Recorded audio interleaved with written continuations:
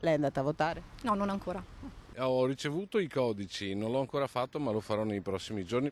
Oltre 1.140.000 persone alle 11 di questa mattina avevano votato per il referendum sull'indipendenza del Veneto. Tra le province più attive Vicenza e subito dietro Treviso. Alle 22 di ieri era stato superato il 1.000.000 di preferenze, il limite psicologico come lo ha definito Gianluca Busato, uno dei promotori del quesito referendario.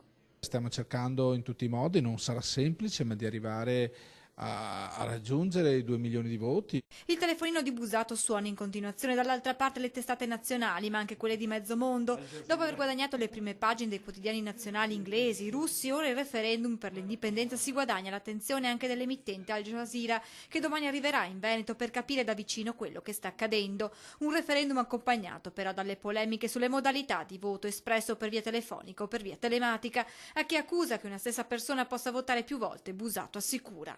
C'è una verifica che viene fatta di notte attraverso dell'operazione Beccia che va a ripulire i voti non validi e che non trovano riscontro nella base dati delle anagrafiche elettorali. C'è un altro meccanismo di controllo che rende il sistema, per così dire, intelligente ed esperto, che permette di verificare che le persone non votino usando identità di altri. E a tal proposito, nel primo controllo serale più di 900 voti sono stati scartati.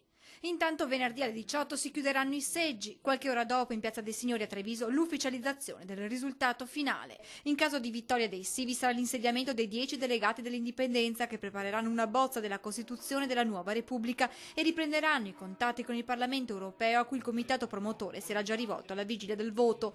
Pronto poi un primo atto significativo valido nel cosiddetto periodo di transizione. Credo che, se visti i numeri e vista la situazione, il primo atto potrebbe essere concreto, una esenzione fiscale totale che i 10 delegati emaneranno per tutti i cittadini del Veneto, che gli permetterà di non pagare più le tasse al governo italiano.